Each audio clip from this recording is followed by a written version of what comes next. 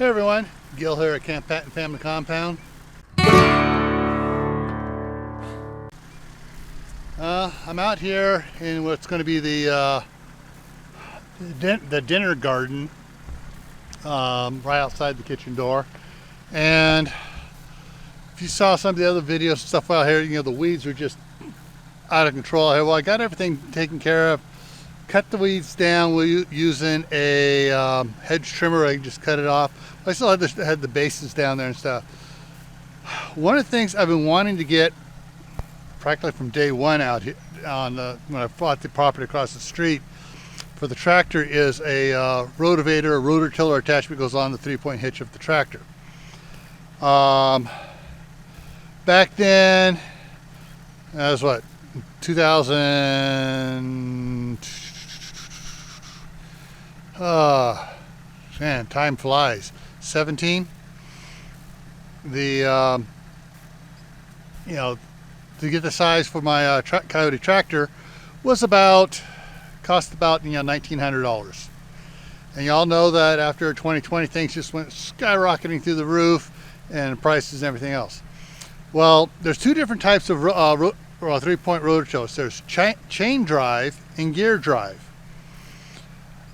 Chain drive is being the cheaper or more cost effective to produce. The gear drive are heavier duty, cost more and everything else. So anyways, I've been pricing them out again this spring and summer, and they're upwards $2,800 to $3,500 to get them. There was one that was $2,500, but it didn't include shipping. Well, I was over at the Pro Equipment Sales in Idaho Falls. And I was asked the guy, and he goes, I was asking, okay, I got 48-inch wide, and he's telling me, oh, we don't have those. We got 50-inch wide in stock. I got one left, and it's $2,200. I go, chain drive? He goes, no, this is gear drive. We got a bunch of them in. They ordered a bunch, and they just hadn't moved for the last one from the last couple of years. We got a big stockpile in, and it's still $2,200 because that's what we paid for it. And their cost didn't go up. So basically, I went ahead and got it without consulting the staff sergeant. I may be doing push-ups later on, but I got it, and I've been testing with it, playing with it out here. And I forgot to video that portion of it. And I got one more pass to do. I'm going to set the camera up here, and I'm going to video it going through here. So let me get the camera set over here down, and we'll see how well it picks it up here. It may not. I don't want to try zooming in, but I just want to set it in here fairly close as I can to the edge here, and see what I come up with here. Try to see what the camera's showing here because the sun's okay. Hopefully that will cover everything.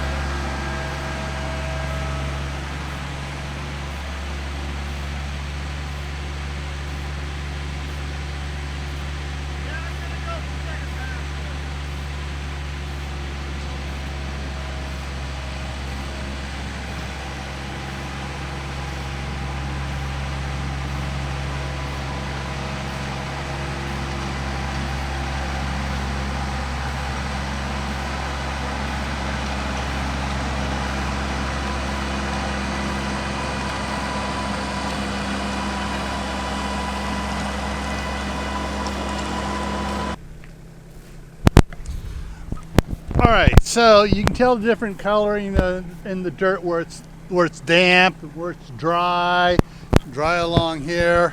I turned the sprinklers on for a little bit, and where it got really muddy out in the middle, that sprinkler and that sprinkler overlapping a little bit, but it's still, I mean, it's drying out quick, and so it's doing pretty good. Let's walk out here and just see how much I'm sinking down in here. I don't have it set for very deep, but it really fluffed everything up. And I don't want to get any closer to the weed blocker than I did.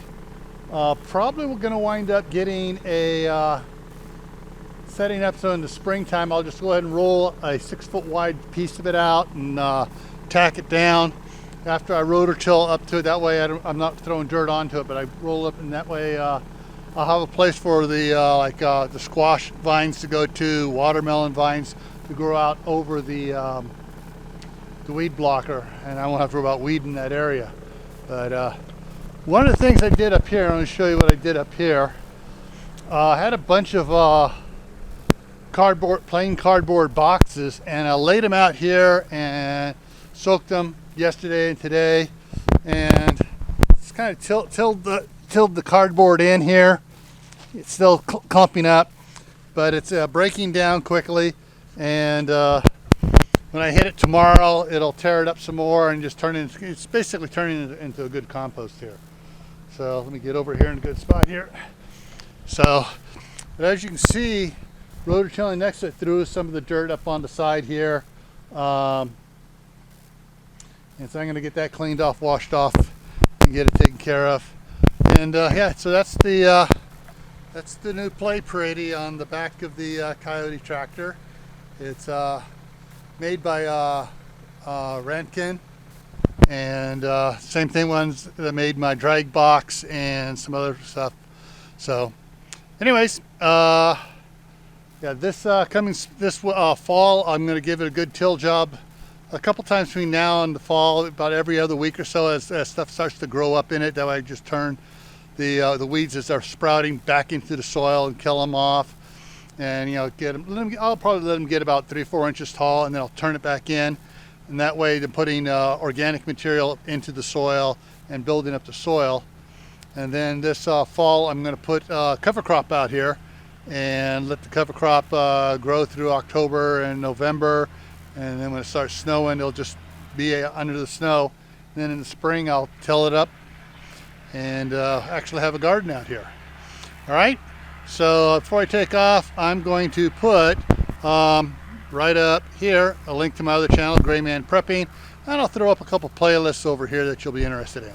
All right, take care, plant a garden if you can. If you have a garden, try expanding it.